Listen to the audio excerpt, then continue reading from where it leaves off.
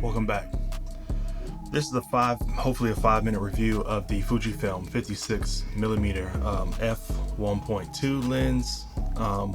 This lens within the Fujifilm circles, I think, is also it's kind of legendary, similar to the 35mm 1.4. I've owned and shot this lens a couple times, and I think well, let's just get into it, right? So let's start with the build quality.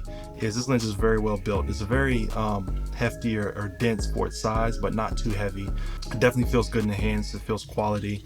One thing I'll say is that the focus ring is very smooth to turn. I feel like it maybe could be a little bit more well dampened, but it's definitely serviceable if you're the type to mainly focus a 56mm 1.2 lens. I'm not, but I thought I'd comment on it.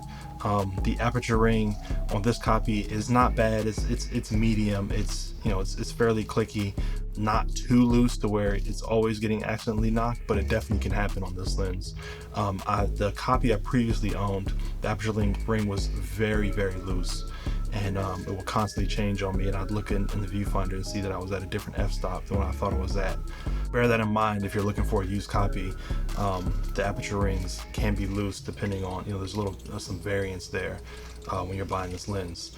But overall, very good build quality. It does come with this lens hood, this plastic lens hood it's serviceable. Probably does its job. I don't really use it because it's kind of big in a small bag if you're trying to take that. So it's not something I can really comment on as far as how effective it is. But this lens definitely will kind of flare and kind of lose contrast quickly if you point this into light sources, which kind of segues right into the performance of this lens. I have a love-hate kind of relationship with this lens.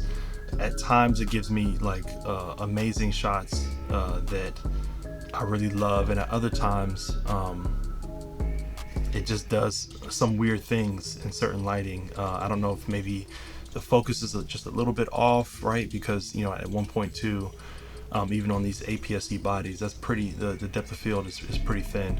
So a focus being off a little bit can really affect your perception of the image quality.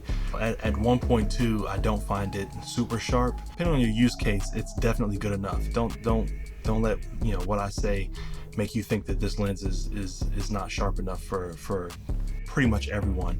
It's just, if you do like the pixel peep, at times you'll zoom in and things will get a little weird, a little hazy at 1.2, but I think it sharpens up pretty well even if you just knock that over to 1.4, and definitely by f2 it's like an amazing lens. My only issue with it is that if I'm going to shoot this lens at f2, why have this? Why not get the 50mm f2 Fujicron lens? Because that lens is going to focus faster. This lens is not a fast focuser. It's a lot of glass. It's very heavy. It does not focus fast at all, so keep that in mind. But the Fujicron is going to focus faster. It's sharp wide open, and so if you're going to shoot this at f2, you might as well save the money and the weight in your bag and just get the Fujicron 50mm, in my opinion, being a lot smaller, lighter, cheaper, and also weather sealed. I mean, this lens, I think if you are a heavy 85mm field of view shooter, this lens is great for you. If you like that kind of, if you want to get at pretty much as shallow as you can get within the Fujifilm lineup, then this is kind of a must-have for you until you start getting into some of the longer lenses.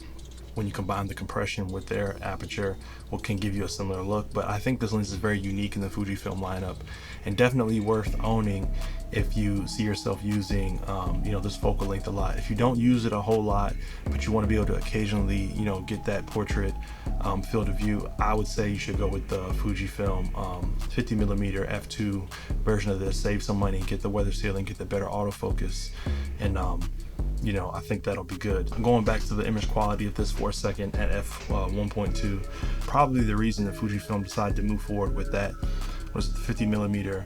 I don't know, was it f1 or is it? Yeah, I think it's a f1. The 50mm f1 lens. I shot that like in a camera store, just testing it, and it was super sharp, wide open, but it's also huge and it's also very expensive. I would not buy that lens. However, if 85mm field of view is your bread and butter, around there, I would probably say that maybe it's worth it over this. which, you know, leaves us in a really weird situation. Like, as I said, if you're not heavy on the 85mm field of view, get the Fujicron, right? And you'll be more than happy with that. I think it'll be great for you. If you need the low light capabilities of this, you know, go with this. If your budget permits and 85mm is your breadwinner, then maybe get the 50mm f1.0 if money is no object. I guess that could be a difficult decision for some people, but I think it actually, you know, in theory, it might actually be the ideal situation, because you have three great options within the Fujifilm lineup around that field of view. And depending on your budget, your actual needs, right, what aperture you'd actually shoot these lenses at, you have three pretty great and amazing options. Each probably have their downsides in comparisons to the other, but everything in life is a compromise in some form or fashion, right?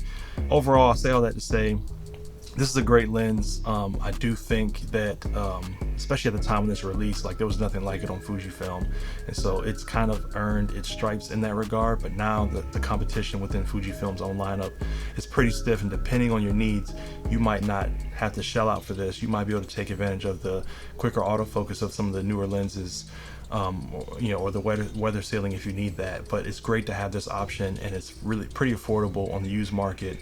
Take that as you will. I can't tell you what to do with your money, or you know, how to spend it, but if you really want that as shallow as you can get the focal length without spending over $1,000, get this. If you're not going to shoot it that low, get the Fujicron. If money's no object, get the f1.0.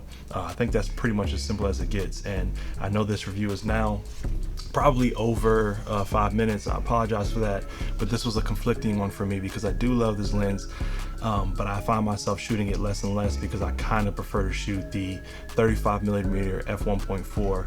I just get more pleasing images out of that. But that could just be because maybe I'm falling out of love with the 85mm field of view. Who knows? Your mileage may vary. I mean, that's pretty much it for this one, and hopefully I'll see you in the next one. Peace.